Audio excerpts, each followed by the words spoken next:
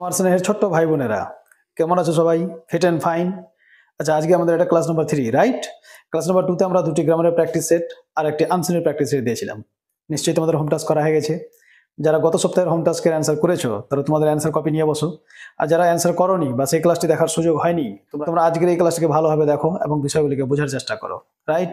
চলো আমরা আগে গত সপ্তাহের হোম টাস্কের অ্যান্সার দেখে নিই। তারপর আমরা আবার আজকে দুটি গ্রামারের প্র্যাকটিস সেট এবং একটি আনসিনের প্র্যাকটিস সেট দিয়ে দিব সামনের সপ্তাহের জন্য, অর্থাৎ ক্লাস নাম্বার 4 এর জন্য, রাইট? চলো তাহলে শুরু করা যাক। Grammar practice set number 3। আচ্ছা, প্রথমে কি আছে? Write the correct verb form to fill in the blanks. আচ্ছা, লক্ষ্য করো প্রশ্নটি। Some days after the funeral. আচ্ছা, তোমাদের যে টেক্সট বই, তোমাদের টেক্সট বইয়ের লেসন নাম্বার 3 পাসিং অফ বাপু থেকে কিন্তু এই প্রশ্নটি নেওয়া হয়েছে, রাইট? আচ্ছা, চলো আমরা শুরু করি। Some days after the funeral, অন্ত্যেষ্টিক্রিয়ার কিছুদিন পর, a special train has taken took is taking Gandhiji's ashes. আচ্ছা, তাহলে এখানে গান্ধীজির মৃত্যুর কথা বলা হয়েছে, গান্ধীজির মৃত্যু সম্পর্কে বলা হয়েছে, রাইট? তাহলে এটা পাস্টের ঘটনা, যেহেতু পাস্টের ঘটনা তাহলে পাস্ট টেন্স হবে। তাহলে হ্যাজ টেকেন হবে না, কারণ এটা প্রেজেন্ট টেন্স। ইজ টেকিং এটাও প্রেজেন্ট টেন্স, তাহলে থাকলো কে? টুক। তাহলে এখানে টুক অ্যান্সার হবে। Next, the compartment had ডেকড, had been decking, was ডেকড with flowers. তাহলে প্যাসিভ ভয়েসে আছে এটা। আচ্ছা, পাস্ট ইনডিফিনিটের প্যাসিভ ভয়েস কি হবে? ওয়াজ ওয়্যার প্লাস ভার্ব 3, তাহলে ওয়াজ ডেকড, এটা অ্যান্সার হবে এখানে। People on the train is singing, আর সিঙ্গিং, স্যাং ভজনস। আচ্ছা, পাস্ট টেন্সের ঘটনা, তাহলে ইজ সিঙ্গিং আর সিঙ্গিং হবে না, কারণ এটা প্রেজেন্ট কন্টিনিউয়াস। তাহলে থাকলো কে? স্যাং। অ্যান্সার মিললো। তাহলে প্রথমে টুক, তারপরে ওয়াজ ডেকড, আর তারপরে স্যাং। চলে যাবো question number 2, fill in the blanks with appropriate article and preposition. আচ্ছা, স্বামী ওয়েন্ট, এটাও তোমাদের টেক্সট বই থেকে নেওয়া হয়েছে। আমাদের যে টেক্সট বইয়ের ফার্স্ট লেসন ফাদার সেলফ, ওখান থেকে নেওয়া হয়েছে। তাহলে স্বামী ওয়েন্ট ড্যাশ স্কুল, তাহলে এখানে আমরা টু বসাবো। মনে রাখবে, গো, কাম এই শব্দগুলির পরে যদি কোনো জায়গার বা স্থানের নাম থাকে তাহলে তার আগে টু বসাতে হয়। তাহলে went to school, that he was dash worst boy dash earth. আচ্ছা, ওর্স্ট, তোমরা যারা ডিগ্রি জানো তোমরা জানো ব্যাডের সুপারলেটিভ ফর্ম হচ্ছে ওর্স্ট, ব্যাড, ওর্স্ট, ওর্স্ট। মনে রেখো, যে কোনো সুপারলেটিভ ডিগ্রির আগে সবসময় দা বসাতে হয়। অ্যাডজেক্টিভের সুপারলেটিভ ফর্মের আগে সবসময় দা বসাতে হয়, তাহলে এখানে দা হবে। তাহলে he was the worst boy dash earth, তাহলে এখানে অন হবে, অন আর্থ। পয়েন্ট ক্লিয়ার হলো 100%? চলো তাহলে আমরা এবার ডু অ্যাজ ডিরেক্টেড দেখি। এবার লক্ষ্য করো ডু অ্যাজ ডিরেক্টেড। আচ্ছা, প্রথম কোশ্চেন কি আছে? We are chop down, change the voice, voice change করতে বলেছে। আমরা এর আগের ক্লাসগুলোতেই বলেছিলাম, যখনই ভয়েস চেঞ্জ করবে আগে দেখে নিতে হবে যে প্রশ্নে দেওয়া বাক্যটি অ্যাক্টিভ ভয়েসে আছে না প্যাসিভ ভয়েসে আছে। কেন কি, যেটা থাকবে আমাদের তার উল্টোটা বা বিপরীতটা করতে হবে, রাইট? তাহলে উই আর চপ ডাউন। আচ্ছা, আমরা অ্যাক্টিভ প্যাসিভ চিনার উপায় কি বলেছিলাম? Verb be plus verb 3। যদি ভার্ব বি প্লাস ভার্ব 3 একসঙ্গে থাকে তাহলে 100% সেটা প্যাসিভ ভয়েস হবে। লক্ষ্য করো, আর ভার্ব বি, চপড এটা ভার্ব 3, তাহলে এটা প্যাসিভ ভয়েসে আছে, তাহলে আমাদের অ্যাক্টিভ করতে হবে। কিন্তু সমস্যা, we subject, chop down verb, sir object নেই। আর যদি প্যাসিভ অবজেক্ট না থাকে তাহলে আমরা অ্যাক্টিভের সাবজেক্ট কি করব? যে ভয়েস নিয়ে বিস্তারিতভাবে আমরা ভয়েসের ক্লাসে আলোচনা করব। আপাতত জেনে রাখো, যদি কোনো প্যাসিভ ভয়েসে অবজেক্ট না থাকে তাহলে অ্যাক্টিভ করার সময় প্রসঙ্গ অনুসারে সাবজেক্ট ধরে নিতে হয়। আচ্ছা, এই লাইনটাও কিন্তু আমাদের টেক্সট থেকে কোট করা হয়েছে। মাই অন ট্রু ফ্যামিলি বলে একটা কবিতা আছে, ওই কবিতার লাইন এটি। তাহলে উই আর চপ ডাউন আমাদের কেটে ফেলা হয়। এখানে উই গাছেরা, ওক গাছেরা এই কথাটা বলেছিল, তাহলে ওক গাছকে কে কাটে? মানুষেরা কাটে। তাহলে আমরা এখানে সাবজেক্ট হিসেবে পিপুল ব্যবহার করব। তাহলে পিপুল চপ ডাউন আস। মনে রাখবে, অ্যাক্টিভ প্রেজেন্ট ইনডিফিনিট, তো প্যাসিভে প্রেজেন্ট কন্টিনিউয়াস হেল্পিং ভার্ব বসবে। প্যাসিভে যদি প্রেজেন্ট কন্টিনিউয়াস হেল্পিং ভার্ব থাকে তাহলে অ্যাক্টিভটি প্রেজেন্ট ইনডিফিনিট টেন্স হবে। তাহলে আমরা প্রেজেন্ট ইনডিফিনিট করলাম, পিপল চপ ডাউন আস। পয়েন্ট ক্লিয়ার হলো? Next, the people were to start to speak in the beginning, এটাকে নাবাচক করতে বলেছে। আচ্ছা, টু আর টু এর ব্যবহার এটা আমরা ক্লাস 2 তে বিস্তারিতভাবে আলোচনা করেছিলাম, ওখানে বিস্তারিতভাবে বোঝানো হয়েছে। কেউ যদি না দেখে থাকো তাহলে ওই ক্লাসটা একবার দেখে নিও। এখানে তোমাদের মনে রাখা দরকার যে এই ধরনের একটা লাইন তুলে দিয়ে আমাদের কিন্তু 3-4 রকমের প্রশ্ন করতে পারে। প্রথম প্রশ্ন যেমনটা আমাদের এখানে করেছে, মেক ইট নেগেটিভ। দ্বিতীয় কোশ্চেন করতে পারে রিমুভ টু। 3 নম্বর কোশ্চেন করতে পারে make it complex. 4 number question করতে পারে rewrite the sentence using so that. Point clear? কিন্তু সব থেকে মজার বিষয়, এই সব কটা প্রশ্নের উত্তর কিন্তু একটাই। কি করতে হবে উত্তর? TOO কে সরিয়ে ওখানে সো বসাতে হবে। আর TO2 যেখানে আছে ওই 2 কে সরিয়ে ওখানে দ্যাট, আর দ্যাটের পরে আমাদের এই বাক্যের যে মেন সাবজেক্ট, মানে বাক্যের শুরুতেই যে সাবজেক্টটি আছে ওই সাবজেক্ট অনুসারে একটি প্রোনাউন ব্যবহার করতে হবে। এবং তারপরে পারা না পারা এরকম বোঝালে ক্যান নট, কুড নট। আর যদি পারা না বোঝায় তাহলে ওই ক্ষেত্রে ডু নট, ডাজ নট এবং ডিড নট টেন্স অনুসারে ব্যবহার করতে হবে। Point clear? আচ্ছা, তাহলে দেখো অ্যান্সার কি হবে? The people were so stunned that they could not speak in the beginning. লক্ষ্য করো, বাক্যে ওয়ার আছে মানে পাস্ট টেন্সে আছে, আর যেহেতু পাস্ট টেন্স ওই জন্য আমরা এখানে কুড নট বসালাম। তাহলে কোনো কিছু করতে পারা না পারা যদি এমনটা বোঝায় তাহলে আমরা ক্যান নট অথবা কুড নট বসাবো। প্রেজেন্ট টেন্স থাকলে ক্যান নট, পাস্ট টেন্স থাকলে কুড নট। আর যদি পারা না পারা এরকম না বুঝায় তাহলে আমরা ওই ক্ষেত্রে প্রেজেন্ট টেন্সে ডু নট, ডাজ নট, আর পাস্ট টেন্সে ডিড নট ব্যবহার করব। I hope the point is clear. Next, this is the darkest evening of the year. Turn into positive and comparative degree. আচ্ছা, তোমাদের পরীক্ষাতে কিন্তু একটাই করতে দিবে, হয় পজিটিভ না হলে কম্পারেটিভ। যেহেতু আমি এখানে তোমাদেরকে টেস্ট দিয়েছি ওই জন্য আমি এখানে দুটোই লিখে দিয়েছি। চলো করো, বেশি করলে তো অসুবিধা নেই। তাহলে আগে বাক্যটা দেখো, this is the darkest evening. তোমরা যারা ডিগ্রি জানো তারা বুঝতে পারছো এটা সুপারলেটিভ ডিগ্রিতে আছে। তাহলে আমাদেরকে পজিটিভ আর কম্পারেটিভ করতে হবে। চলো আগে পজিটিভ করো। আচ্ছা, এখানে ওয়ান অফ দ্য নেই, তাহলে আমরা পজিটিভটা কি দিয়ে শুরু করবো? নো আদার দিয়ে। তাহলে no other evening of the year is so dark as this. এটা হলো পজিটিভ ডিগ্রি। কি বললাম? No other evening of the year is so dark as this. আচ্ছা, তোমরা বলতে পারো এখানে স্যার সো কেন বসলো? তাহলে মনে রাখতে হবে পজিটিভ ডিগ্রি যদি নাবাচক হয় তাহলে আগে সো আর পরে অ্যাজ বসাতে হয়, অর্থাৎ মূল অ্যাডজেক্টিভের আগে সো আর পরে অ্যাজ বসাতে হয়। এবার কম্পারেটিভ ডিগ্রি করি। তাহলে কম্পারেটিভ করলে কি হবে? This is darker than any other evening of the year. This is darker, darkest এর comparative form darker than any other evening of the year. Point clear? চলে আসে এবার ফ্রেজাল ভার্বে। লক্ষ্য করো phrasal verb. As soon as spring comes back, we sail to our own dear island. চলো আগে নিচের লিস্টগুলো দেখে নাও। আচ্ছা, কল ফর মানে কি? দাবি করা। কল আপ মানে স্মরণ করা। গিভ ইন মানে হার বা বশ্যতা স্বীকার করা। আর সেট ইন মানে কোনো প্রাকৃতিক কাজ শুরু হওয়া। তাহলে প্রথম প্রশ্ন কি আছে? As soon as spring comes back. Spring মানে বসন্তকাল। তাহলে এখানে বসন্ত ঋতুর কথা বলা হয়েছে। তাহলে মনে রেখো, যে কোনো প্রাকৃতিক কাজ, শীত, বসন্ত, গ্রীষ্ম, বর্ষা এরকম কাজ যদি শুরু হওয়া বোঝায় তাহলে ওই ক্ষেত্রে সেট ইন ব্যবহার করতে হয়। সেট ইন মনে থাকবে। তাহলে এখানে আমরা সেটস ইন বসাবো। কেন? কারণ তোমরা নিশ্চয়ই জেনে গেছো যে আমরা যেই শব্দটির পরিবর্তে ফ্রেজাল ভার্ব বসাচ্ছি ওই শব্দটি যেই ফর্মে থাকবে আমরা ফ্রেজাল ভার্বটাকে ওই ফর্মেই লিখতে হবে। তাহলে কামস ব্যাক, ওখানে কামের সঙ্গে এস যুক্ত ছিল, তাহলে আমরা সেটস ইন এখানেও আমরা এস যুক্ত করব। Clear? Next, his name can not be remembered by me. এখানে বি আছে আর তারপরে ভার্বের থার্ড ফর্ম আছে। আচ্ছা, রিমেম্বার, তাহলে নিচে ফ্রেজাল ভার্ব কি হবে? Call up. রিমেম্বার মানে কি? স্মরণ করা। তাহলে কল আপ মানে স্মরণ করা। তাহলে রিমেম্বার যেহেতু ভার্ব 3, তাহলে আমরা কলের থার্ড ফর্ম বসাবো। তাহলে কল্ড। তাহলে এখানে কল্ড আপ হবে। Clear? Next, the brave will never surrender. Surrender মানে আত্মসমর্পণ করা, মানে নিজের থেকে গিয়ে ধরা দিয়ে দেওয়া বা হার মেনে নেওয়া। ক্লিয়ার? তাহলে সারেন্ডারের বদলে আমরা কি বসাবো? Give in. কারণ সারেন্ডার দেখো will never surrender, will models, আর আমরা জানি মডেলসের পরে সবসময় ভার্ব 1 হয়। তাহলে সারেন্ডার ভার্ব 1, আর আমরা ওর পরিবর্তে যেটা বসাবো সেটাও ভার্ব 1 বসাবো। তো গিভ ইন এটা হবে এর অ্যান্সার। আশা করি পয়েন্ট ক্লিয়ার। চলো আমরা এবার সেট নাম্বার 2 তে চলে আসি। ভালো, এই ক্লাসগুলি ভালো লাগছে তোমাদেরকে? যদি ভালো লাগে থাকে তাহলে ভিডিওটিকে লাইক করো, বন্ধু বান্ধবদের সঙ্গে শেয়ার করো, ওদেরকেও এই ক্লাসগুলি সম্পর্কে জানাও, ওরাও দেখুক। আর যারা চ্যানেলটা এখনো সাবস্ক্রাইব করোনি তারা চ্যানেলটাকে সাবস্ক্রাইব করে রাখো, কারণ প্রতি শনিবার আমি চেষ্টা করবো বিকাল 4টায় তোমাদের জন্য ক্লাস পোস্ট করা, রাইট? আর এই ক্লাস আমি তোমাদের সব কিছু কভার করবো। এখন তো শুধু প্র্যাকটিস চলছে, আমি তোমাদের যে suggestion, writing skill, everything, English নিয়ে কোনো চিন্তা নেই। তোমরা শুধু এই চ্যানেলটির সঙ্গে জুড়ে থাকো, প্রতি শনিবার তোমাদের জন্য কিছু না কিছু গুরুত্বপূর্ণ ক্লাস আমি পোস্ট করতেই থাকবো। চলো তাহলে আমরা এবার সেট নাম্বার 2 দেখি। তাহলে চলে আসো এবার আমাদের গ্রামার প্র্যাকটিস সেট নাম্বার 4, অর্থাৎ আজকের দ্বিতীয় প্র্যাকটিস সেট, রাইট? আচ্ছা, তাহলে প্রথমে ভার্ব ফর্ম দেখো। Mister P K Barua, a senior lawyer of Kolkata high court dash found was found has found dead in his room at park street. আচ্ছা, লক্ষ্য করো, মিস্টার পি কে বড়ুয়া, তার পরিচয় দেওয়া হয়েছে a senior lawyer Kolkata high court. আচ্ছা, ইনি নিজে মৃত অবস্থায় দেখেছিলেন না তাকে দেখা হয়েছিল, খুঁজে পাওয়া গিয়েছিল? কোনটা হবে? অফকোর্স উনি তো মারাই গেছেন, উনি কেন খুঁজবেন? ওনাকে খুঁজে পাওয়া গিয়েছিল, রাইট? তাহলে খুঁজে পাওয়া গিয়েছিল মানে প্যাসিভ ভয়েস, আর প্যাসিভ ভয়েস মানে আমরা কি জানি? ভার্ব বি প্লাস ভার্ব 3 থাকতে হবে। তাহলে লক্ষ্য করে এবার 3টা অপশনে একটাই ভার্ব বি আর ভার্ব 3 আছে, ওয়াজ ফাউন্ড। তাহলে 100% এটাই অ্যান্সার হবে। Point clear? বুঝে গেল কি বললাম আমি? কারণ বাক্যটা প্যাসিভ ভয়েসে হতে হবে, কারণ একজন মৃত ব্যক্তিকে খুঁজে পাওয়া গেছিল। উনি তো নিজে বলবেন না যে এই যে আমার ডেড বডি পড়ে আছে আমাকে নিয়ে যাও, তাকে খুঁজে পাওয়া হয়েছিল, রাইট? আর খুঁজে পাওয়া হয়েছিল মানে প্যাসিভ ভয়েস, আর প্যাসিভ ভয়েস তো এখানে ওয়াজ ফাউন্ড হবে। আচ্ছা, তারপরে কি আছে? The body has been lying, was lying, is lying in a pool of blood. তাহলে যেহেতু পাস্ট টেন্সের ঘটনা তাহলে পাস্ট টেন্সেই হবে। তাহলে কি হবে এখানে? was lying, right? কারণ has been present perfect continuous, is lying present continuous, কিন্তু ঘটনাটি পাস্ট টেন্সে ছিল, তাহলে was lying. Next, the police will suspect, was suspected, suspect it to be a case of murder. আচ্ছা, এই ঘটনাটিতে পুলিশ সন্দেহ করবে না সন্দেহ করছে? লক্ষ্য করে এখানে অপশনগুলি। উইল সাসপেক্ট মানে সন্দেহ করবে, এখনো সন্দেহ করেনি। আচ্ছা, ওয়াজ সাসপেক্টেড মানে পুলিশকে সন্দেহ করা হয়েছিল, প্যাসিভ ভয়েস এটা। তাহলে তোমরা বুঝতেই পারছো এখানে বাক্যটিকে অ্যাক্টিভ ভয়েসে হতে হবে, কারণ পুলিশকে সন্দেহ করা হয়নি, পুলিশ সন্দেহ করেছিল, তাই কি না? তাহলে এখানে আমাদের একটাই অপশন বেঁচে থাকলো সাসপেক্ট, কারণ উইল সাসপেক্ট হবে না, কারণ এটা ফিউচারের। ওয়াজ সাসপেক্টেড মানে প্যাসিভ ভয়েস, এটা হলে তো পুলিশকে সন্দেহ করা হয়েছিল, মিনিং চেঞ্জ হয়ে যাবে। তাহলে অপশন থাকলো একটাই সাসপেক্ট। এইভাবে তোমাদেরকে লজিক দিয়ে বোঝার চেষ্টা করতে হবে।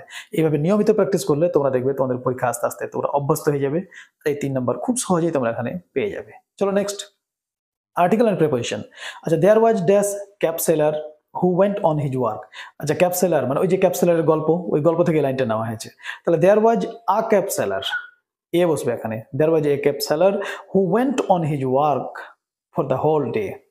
তাহলে এখানে আমরা ফর বসাবো। when he was tired, যখন তিনি ক্লান্ত হয়ে গেছিলেন, he slept dash a tree। তাহলে এখানে আমরা আন্ডার ব্যবহার করব। মনে রাখবে, কোনো কিছুর নিচে কিন্তু মাটিতে আজ স্পর্শ করে আছে এমনটা বোঝালে আন্ডার ব্যবহার করতে হয়। গাছের নিচে কিন্তু বসেছিল কোথায়? মাটিতেই। তাহলে কোনো কিছুর নিচে কিন্তু মাটিতে স্পর্শ করে থাকলে ওখানে আন্ডার ব্যবহার করতে হবে। তাহলে আনসার ক্লিয়ার হয়ে গেল। তাহলে প্রথমে এ, তারপরে ফর, আর তারপরে আন্ডার। চলো এবার ডু অ্যাজ ডিরেক্টেড দেখে নিই। লক্ষ্য করো do as directed. He arrived late in the meeting yet he made a good presentation before the officers। কি করতে বলেছে? Join into a simple sentence. Simple সেন্টেন্সে জয়েন করতে বলেছে। আচ্ছা, সিম্পল সেন্টেন্স মানে কি? বাক্যটিতে একটাই ফাইনাইট ভার্ব থাকতে হবে। ফাইনাইট ভার্ব জানা আছে না তোমাদের? যদি ফাইনাইট ভার্ব না জানা থাকে বা গ্রামার সম্পর্কে কোনো কিছু জানতে হয়, তাহলে আমাদের এই চ্যানেলের যে প্লে লিস্ট, ওই প্লে লিস্টে গিয়ে ইংলিশ গ্রামার বলে একটা প্লে লিস্ট আছে। ওই প্লে লিস্টে গ্রামারের প্রত্যেকটি ক্লাস পর্যায় অনুসারে সাজানো আছে। অর্থাৎ একদম অ্যালফাবেট থেকে শুরু করে নিয়ে নাউন, প্রোনাউন, ভার্ব এইভাবে সাজানো আছে। তোমরা সেখানে গিয়েও তোমাদের প্রয়োজন মতো বাকি ভিডিওগুলি দেখে নিতে পারো। তাহলে এখানে দেখো দুটি বাক্য কিন্তু পরস্পর বিরোধী আছে। কি বলেছে? He arrived late in the meeting, সে দেরিতে মিটিংয়ে বা সভায় পৌঁছেছিল। ইয়েট, তথাপি বা তা সত্ত্বেও, হি made a good presentation before the officer, তিনি খুব সুন্দর উপস্থাপন করেছিলেন, প্রেজেন্টেশন করেছিলেন অফিসারদের সামনে। তাহলে মনে রাখো, যদি দুটি বাক্য পরস্পর বিরোধী হয়, কন্ট্রাস্ট হয়, তাহলে সিম্পল সেন্টেন্সে জয়েন করার সময় ইন স্পাইট অফ বা ডিসপাইট দিয়ে শুরু করতে হবে। ইন স্পাইট অফ মানে সত্ত্বেও। In spite of arriving late in the meeting, comma, he made a good presentation before the officer. তাহলে ইন স্পাইট অফ মনে রাখতে হবে, অফের পরে যদি ভার্ব থাকে তাহলে আইএনজি লাগিয়ে দিতে হবে। In spite of arriving late. বোঝা গেল? ক্লিয়ার হলো বিষয়টি? Next, the boy was too fool to understand his jokes. আচ্ছা, কি বলেছে? অমিট্রু। ওই যে তোমাদেরকে একটু আগেই বলেছিলাম আমি যে এইরকম বাক্য দিয়ে আমাদের 3-4 রকমের প্রশ্ন করতে পারে। অমিট্রু, টু সরাও, মেক ইট নেগেটিভ, নাবাচক করো, মেক ইট কমপ্লেক্স, কমপ্লেক্স করো, তারপরে rewrite the sentence using so that ব্যবহার করে পুনরায় লেখো। কিন্তু উত্তর একটাই। কি বলেছিলাম উত্তর? TO2 কে সরাও, সো বসাও। TO2 কে সরিয়ে ওখানে দ্যাট, তারপরে সাবজেক্ট, তারপরে ক্যান নট, কুড নট বা do not, does not, did not প্রয়োজন অনুসারে ব্যবহার করতে হবে। রাইট? তাহলে আনসার কি হবে? The boy was so full that he could not understand his jokes. এখানেও আমরা কুড ব্যবহার করবো, কারণ বাক্যটি পাস্ট টেন্সে আছে। লক্ষ্য করো, দ্য বয় ওয়াজ আছে। Point clear? 100%। Next, I am sure of his success, change into complex sentence. Complex করতে বলেছে। লক্ষ্য করো, বাক্যটাতে ফাইনাইট ভার্ব একটাই আছে, এম, কারণ এম এর আগে সাবজেক্টে চাই। তো আমরা জানি যে ভার্বের সাবজেক্ট থাকবে সেটা ফাইনাইট ভার্ব। রাইট? আচ্ছা, এবার কমপ্লেক্স মানে কি? দুটো ক্লজ আনতে হবে, অর্থাৎ দুটো ফাইনাইট ভার্ব ব্যবহার করতে হবে। একটা মেন ক্লজ আর একটা সাব ক্লজ থাকতে হবে। তাহলে এই বাক্যটাকে বাংলায় দুটো বাক্য করে দেখি। যদি এই বাক্যটিকে বাংলাতে দুটো বাক্য করে নিতে পারো, তাহলে কমপ্লেক্স খুব সহজেই হয়ে যাবে। তাহলে বাক্যটির মানে কি? আমি তার সফলতা সম্পর্কে বা আমি তার সফলতা নিয়ে নিশ্চিত। তাহলে এটিকে আমরা বাংলায় দুটো বাক্য কি করতে পারি? আমি নিশ্চিত যে সে সফল হবে, বা আমি নিশ্চিত যে সে সফলতা পাবে। রাইট? এবার চলো এটাকে ইংলিশে কনভার্ট করি। তাহলে I am sure that he will succeed. Success এর ভার্ব ফর্ম হচ্ছে সাকসিড, মানে সফল হওয়া। তাহলে I am sure that he will succeed, বা তোমরা এটাও বলতে পারো I am sure that he will be successful. যে কোনো একটা বললেই হবে, তোমাদের যেটা সহজ মনে হয়। বোঝা গেল? তাহলে এই ছিল কমপ্লেক্স। চলো এবার আমরা ফ্রেজাল ভাব দেখে নিই। আগের লিস্টে যে ফ্রেজাল ভাবগুলি দেওয়া আছে, চলো ওগুলোর আগে মানে বোঝার চেষ্টা করি। সেট আপ মানে স্থাপন করা, ব্রেক ইনটু মানে ভেঙে প্রবেশ করা, ওয়ার্কআউট মানে সমাধান করা, আর ক্যারি আউট মানে পালন করা। চলো এবার আমরা প্রশ্ন দেখি। You should execute my order. তাহলে এখানে এক্সিকিউট মানে পালন করা অর্থে ব্যবহার করা হয়েছে, ভার্ব 1। তাহলে এখানে অ্যান্সার কি হবে? Carry out. নেক্সট, দে এস্টাবলিশড এ স্কুল। এস্টাবলিশড স্থাপন করা, পাস্ট টেন্সে আছে। তাহলে আমরা এখানে সেট আপ করবো। আমাদের এখানে কোনো টেনশন নেই, কারণ সেট এই ভার্বের 3টাই ফর্মই একই, set set set. Next, do the some quickly. আমরা যে অঙ্ক করি, এই অঙ্কের ইংলিশ হচ্ছে সাম, কিন্তু অঙ্ক গোটা বিষয়টার নাম হচ্ছে ম্যাথামেটিক্স। বিভ্রান্তিতে পড়ে যাও না আবার। তাহলে ডু দ্য সাম কুইকলি, এখানে আমরা ডু এর পরিবর্তে ওয়ার্কআউট ব্যবহার করবো। ওয়ার্কআউট মানে সমাধান করা। তাহলে এই ছিল আমাদের গ্রামার প্র্যাকটিস সেট নাম্বার 4, অর্থাৎ আজকের ক্লাসের দ্বিতীয় গ্রামার প্র্যাকটিস সেট। রাইট? তাহলে চলো এবার আমরা দ্রুত আনসিন দেখে নিই। তাহলে আমাদের আনসিন সেট নাম্বার 2, অর্থাৎ আমরা প্রথম ক্লাসে একটা আনসিন করেছিলাম, দ্বিতীয় ক্লাসে এটা হোম টাস্ক দেওয়া ছিল। তাহলে আমরা আজকে এটার উত্তর দেখবো। আজকে আমরা আবার সেট নাম্বার 3 দিয়ে দিব আগামী ক্লাসের জন্য, ক্লাস নাম্বার 4 এর জন্য। রাইট? তাহলে চলো আমরা একবার টেক্সটটাকে ভালো করে পড়ে নিই, তারপরে আমরা প্রশ্ন উত্তরে চলে যাব। চলো তাহলে টেক্সট শুরু করি। আ 10-year-old boy from Keshtopur mission বাজার লোকালিটি। বলছে একজন 10 বছর বয়স্ক বালক, তাহলে 10 বছর আন্ডারলাইন করো। আনসিন করার সময় আমরা 3 ধরনের শব্দকে আন্ডারলাইন করতে বলেছিলাম, যত নাম পাওয়া যাবে, যত সংখ্যা পাওয়া যাবে এবং যেগুলো শব্দ গুরুত্বপূর্ণ বা অপরিচিত মনে হবে, রাইট? এই শব্দগুলোকে আন্ডারলাইন করতে হবে। তাহলে 10 ইয়ার্স আন্ডারলাইন করো। আচ্ছা, তাহলে একজন 10 বছর বালক কেষ্টপুর মিশন বাজার এলাকার died of dengue shock syndrome, সে ডেঙ্গুর লক্ষণে মারা গেছিল at BC Roy hospital, BC Roy হসপিটালে। তাহলে সিনড্রোম মানে লক্ষণ বা সিমটম, তাহলে সিনড্রোম আন্ডারলাইন করো। আচ্ছা, বিসি রায় হসপিটাল এটাকে আন্ডারলাইন করে রাখো। Though the death occurred on Friday, যদিও মৃত্যুর ঘটনাটি ঘটেছিল শুক্রবার, তাহলে ফ্রাইডে আন্ডারলাইন করো। The health department confirmed the cause of death only on Sunday, কিন্তু স্বাস্থ্য বিভাগ এই মৃত্যুর কারণ নিশ্চিত করেছিল রবিবার দিন, তাহলে সানডে আন্ডারলাইন করো। Next, second para. Soumyajit Pal a class 4 student of assembly of God church school, বলছে সৌম্যজিৎ পাল ক্লাস 4 এর একজন ছাত্র অ্যাসেম্বলি অফ গড চার্চ স্কুলের কৃষ্ণপুরের, had started feeling feverish, fever মানে জ্বর আর ফিভারিশ মানে জ্বর জ্বর জ্বর জ্বর ভাব অনুভব করতে শুরু করেছিল ফ্রম লাস্ট সানডে, গত রবিবার থেকে। But he attended school on Monday to take a test, কিন্তু সে সোমবার দিন বিদ্যালয়ে উপস্থিত হয়েছিল টেস্ট পরীক্ষা দেওয়ার জন্য। আচ্ছা, এখানে লক্ষ্য করা একটা খুব গুরুত্বপূর্ণ বিষয় কিন্তু, টু টেক এ টেস্ট। তোমরা কি জানো পরীক্ষা দেওয়ার ইংলিশ হচ্ছে টেক এক্সাম, আর পরীক্ষা নেওয়ার ইংলিশ হচ্ছে কিন্তু গিভ এক্সাম। ধর আমি পরীক্ষা দিচ্ছি তাহলে আই এম টেকিং এক্সাম, আর আমি পরীক্ষা নিচ্ছি তাহলে I am giving exam. Point বোঝা গেল? তাহলে টু টেক এ টেস্ট মানে টেস্ট পরীক্ষা দিতে এসেছিল। His parents received a call from the school, তার বাবা মা বিদ্যালয় থেকে একটি ফোন পেয়েছিল, saying the child was unwell, যেখানে বলা হয়েছিল যে বাচ্চাটি অসুস্থ, and they took him to local doctor, এবং তারা তাকে স্থানীয় ডাক্তারের কাছে নিয়ে গেছিল। দ্য ডক্টর সাসপেক্টেড দ্যাট, ডাক্তার সন্দেহ করেছিলেন যে he was showing symptoms of dengue, যে তার মধ্যে ডেঙ্গুর লক্ষণ দেখা যাচ্ছে। সিমটমস মানে লক্ষণ। সৌম্যজিৎস ব্লাড স্যাম্পলস ওয়ার টেস্টেড, সৌম্যজিতের যে রক্তের নমুনা সেটা টেস্ট করা হয়েছিল, অ্যান্ড রিপোর্টস অন টিউসডে, এবং এটা টিউসডে বলবো না কিন্তু, টিউসডে, টিউসডে, এবং তার মঙ্গলবার দিন যে রিপোর্ট এসেছিল সেখানে কনফার্ম নিশ্চিত করা হয়েছিল যে হি ওয়াজ এনএসআই পজিটিভ, যে সে এনএসআই পজিটিভ মানে তার মধ্যে এনএসআই পজিটিভ ভাইরাস আছে। তাহলে এখানে টিউসডে একটা দিনের নাম আন্ডারলাইন করো, এনএসআই ভাইরাসের নাম আন্ডারলাইন করো। নেক্সট, থার্ড প্যারায় চলো। এবার থার্ড প্যারা দেখো, we contacted to doctor immediately, আমরা তৎক্ষণাৎ ডাক্তারের সঙ্গে যোগাযোগ করেছিলাম after getting the test report পাওয়ার পর। But as his platelet count was as high as 2.5 lakh, underline 2.5 lakh, যেহেতু তার রক্তের যে প্লেটলেট সে তার পরিমাণ 2.5 লাখ ছিল, দ্য ডক্টর টোল্ড আস, ডাক্তার আমাদেরকে বলেছিলেন, there was no need for hospital treatment, হাসপাতালের চিকিৎসার তার প্রয়োজন নেই। সেড হিজ ফাদার সুবীর, তার বাবা সুবীর বলেছিলেন, সুবীর আন্ডারলাইন করো, অ্যান অটো রিক্সা ড্রাইভার, যিনি অটো রিক্সা চালান। Next, Soumyajit was treated with ORS, সৌম্যজিৎকে ওআরএস দেওয়া হচ্ছিল, অ্যান্ড মেডিকেশন, মেডিকেশন মানে চিকিৎসা বা ওষুধপত্র দেওয়া হচ্ছিল ফর ফিভার, জ্বরের জন্য অ্যাট হোম বাড়িতে। But when his platelet count plummeted to 1.1 lakh on Friday, কিন্তু তার রক্তের যে প্লেটলেট সেটা যখন প্লেমেটেড টু 1.1 লাখ 1.1 লাখে নেমে এসেছিল। প্লেমেটেড মানে হচ্ছে দ্রুত হ্রাস পাওয়া বা দ্রুত কমে যাওয়া, ভেরি ইম্পর্টেন্ট ওয়ার্ড, আন্ডারলাইন করে রাখো। তো যখন 1.1 লাখে চলে এসেছিল শুক্রবার দিন, হিজ প্যারেন্টস গট ওয়ারিড, তার বাবা মা চিন্তিত হয়ে গেছিলেন। The boy also started suffering from bouts and vomiting and diarrhoea, বাচ্চাটিও অবশ্য বমি করতে শুরু করেছিল এবং ডায়রিয়া হতে লেগেছিল, পায়খানার সমস্যা হতে লেগেছিল। He was rushed to BC Roy hospital and Friday night, এখানে একটা মিস্টেক হয়ে গেছে, এটা অ্যান্ড নয় অন হবে, অন ফ্রাইডে নাইট। তাহলে তাকে বিসি রায় হসপিটালে নিয়ে যাওয়া হয়েছিল শুক্রবার রাতের বেলা। Doctors at the hospital immediately started treatment, হাসপাতালে ডাক্তারেরা তৎক্ষণাৎ তার চিকিৎসা শুরু করেছিলেন। এট দ্য আইসিইউ, আইসিইউর ফুল ফর্ম জানা আছে তোমাদের, intensive care unit, right, intensive care unit.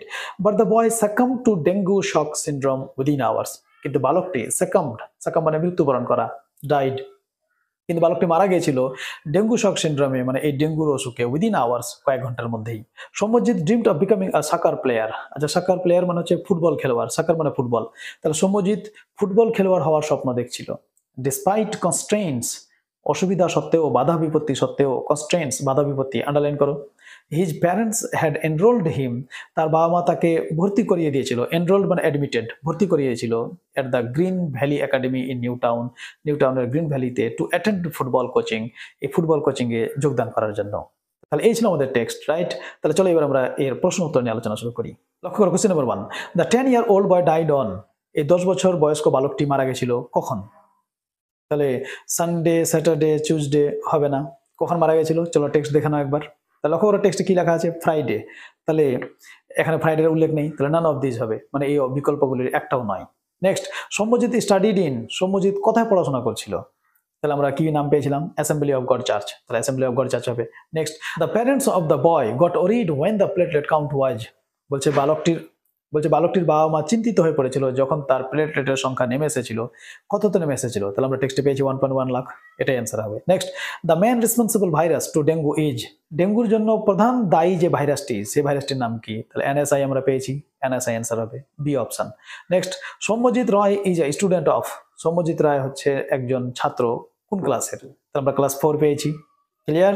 Next, the text is an, এই টেক্সটটি হচ্ছে একটি, তাহলে এটা কি নিউজ পেপার রিপোর্ট হবে, right?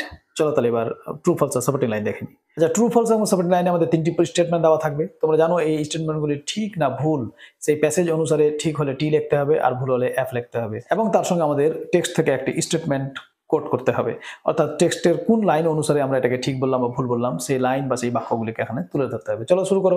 Soumyajit had ambition in life, সৌম্যজিতের জীবনে আকাঙ্ক্ষা ছিল, ইচ্ছা ছিল। তাহলে আমরা টেক্সটে পেয়েছি যে সৌম্যজিতের জীবনে একটা লক্ষ্য ছিল, ওর একটা আকাঙ্ক্ষা ছিল, রাইট? এই যে লক্ষ্য করো নিচের দিকে কি লেখা আছে, Soumyajit dreamed of becoming a soccer player, তাহলে এটাই হবে ওর সাপোর্টিং লাইন। তাহলে আমরা সাপোর্টিং লাইন হিসাবে ওই লাইনটাকে এখানে কোট করে দিব। Clear? Next, doctor tried their best to cure the boy, ডাক্তারেরা তাদের যথাসাধ্য চেষ্টা করেছিলেন বাচ্চাটিকে সুস্থ করার, তাহলে এটাও ট্রু হবে।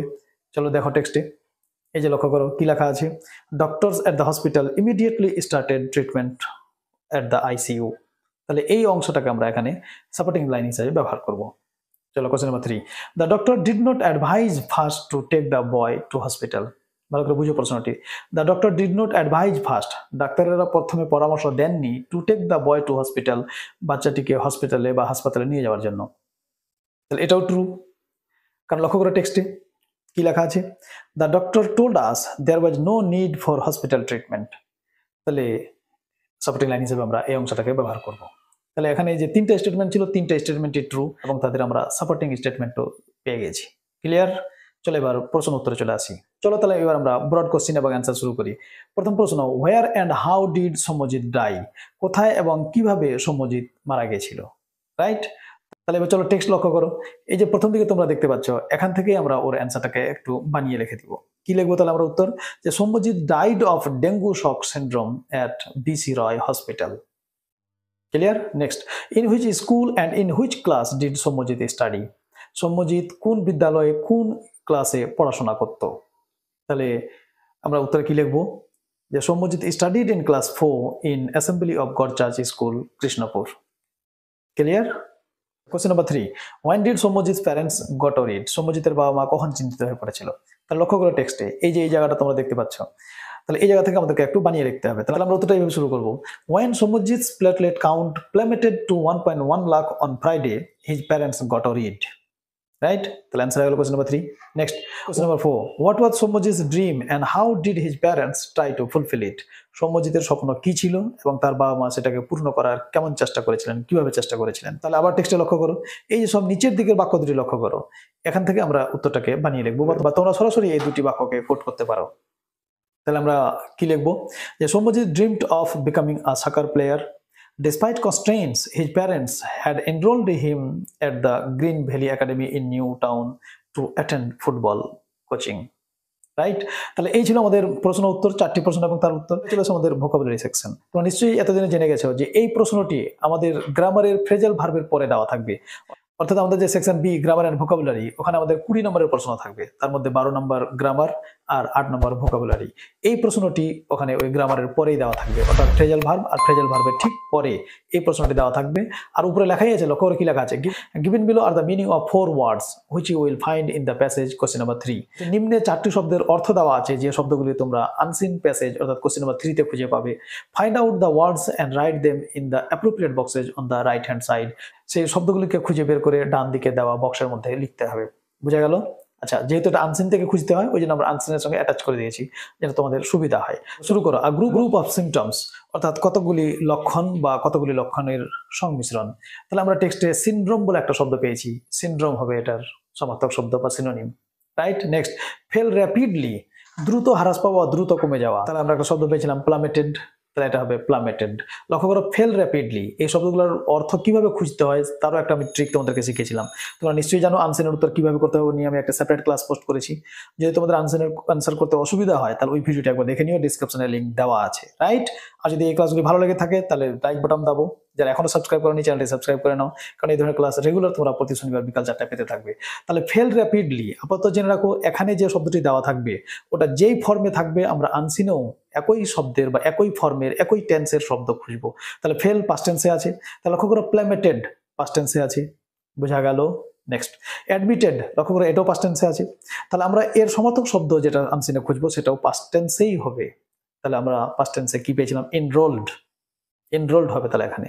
নেক্সট রেস্ট্রিকশনস অ্যান্ড অবস্টাকলস, লক্ষ্য করো নাউন ফর্মে চলে এসেছে, প্রতিবন্ধকতা, তাহলে আমরা আনসিন একটা শব্দ পেয়েছিলাম কনস্ট্রেইনস, লক্ষ্য করো এখানেও এস আছে প্লুরাল ফর্মে, আমরা ওখানেও প্লুরাল ফর্মে পেয়েছিলাম কনস্ট্রেইনস। তাহলে এই ছিল আমাদের 4টি সিনোনিম, প্রতিটি শব্দের জন্য 2 নম্বর করে বরাদ্দ আছে। আই হোপ যে তোমাদের অ্যান্সারগুলি ভালো লেগেছে। আচ্ছা তোমরা কে কত নাম্বার পাচ্ছ তোমরা নিজেরা নাম্বারিং করে নিও, তাহলে তোমাদের নিজেরও যাচাই করা হবে যে তোমাদের উন্নতি হচ্ছে কিনা ধীরে ধীরে। তাহলে গ্রামার 12 নম্বর করে সেট, তাহলে 12 নম্বরের মধ্যে কে কত নম্বর পেয়েছো ওটা নাম্বারিং করে নিও। আর আনসিন 28 নম্বর করে আমরা এখানে প্র্যাকটিস করছি, তো 28 এর মধ্যে কে কত পাচ্ছ এটাও নাম্বারিং করে নিও, তাহলে তোমাদের খুব ভালো লাগবে, রাইট? তাহলে চলো আমরা এবার আবার আগামী সপ্তাহের জন্য 2টি গ্রামারের প্র্যাকটিস সেট আর একটি আনসিনের প্র্যাকটিস সেট হোম টাস্ক হিসেবে দেখে নিই, রাইট? লক্ষ্য করো স্ক্রিনে। তাহলে লক্ষ্য করো এই হচ্ছে তোমাদের টেস্ট নম্বর 3 অর্থাৎ আগামী সপ্তাহের হোম টাস্ক। তোমরা স্ক্রিনশট নিয়ে রাখতে পারো, আর যেমনটা তোমাদের বলেছিলাম যদি পিডিএফ চাও তাহলে এই ভিডিওর ডিসক্রিপশনে পিডিএফ এর লিংক দেওয়া থাকবে, তোমরা ওখান থেকে পিডিএফটা ডাউনলোড করে নিতে পারো। বা আমাদের যে Telegram channel smart English with Rahul নামে যে টেলিগ্রাম চ্যানেল, তোমরা ওই টেলিগ্রাম চ্যানেলেও জয়েন হয়ে যেতে পারো, সেখানেও তোমরা এগুলোর পিডিএফ পেয়ে যাবে এবং প্রতিটি ক্লাসের নোটিফিকেশন পেয়ে যাবে, রাইট? তাহলে এটা হচ্ছে আমাদের গ্রামার প্র্যাকটিস সেট নাম্বার 5। তোমরা প্রয়োজনে এগুলো স্ক্রিনশট নিতে থাকো। এই হচ্ছে do as directed and phrasal verb, তাহলে সেট নাম্বার 5 এর হয়ে গেল এটা। চলো এবার সেট নাম্বার 6 হয় স্ক্রিনশট নিয়ে নাও, আর না হলে ভিডিওর লিংকে গিয়ে বা টেলিগ্রাম চ্যানেলে গিয়ে এটির পিডিএফ গুলি দেখে নিও, তাহলে পিডিএফ দেখে দেখে তোমাদের অ্যান্সার করতে সুবিধা হবে। ডু অ্যাজ ডিরেক্টেড আর ফ্রেজাল ভার্ব হয়ে গেছে স্ক্রিনশট নেওয়া। তাহলে এই ছিল আমাদের গ্রামারের 2টি প্র্যাকটিস সেট। এবার চলো আনসিন দেখো, তাহলে এই হচ্ছে আমাদের আনসিন সেট নাম্বার 3, তোমরা স্ক্রিনশট নিয়ে রাখতে পারো, তোমরা স্ক্রিনশট নিয়ে রাখো, আর না হলে ভিডিও ডেসক্রিপশনে পিডিএফ এর লিংক দেওয়া আছে, সেখান থেকে পিডিএফ দেখে দেখো এগুলো অ্যান্সার করতে পারো। এবারে আনসিনের প্রথম কোশ্চিন অর্থাৎ মাল্টিপল চয়েস, 6টা মাল্টিপল চয়েস করতে হবে, স্ক্রিনশট নিয়ে নাও, ঠিক আছে?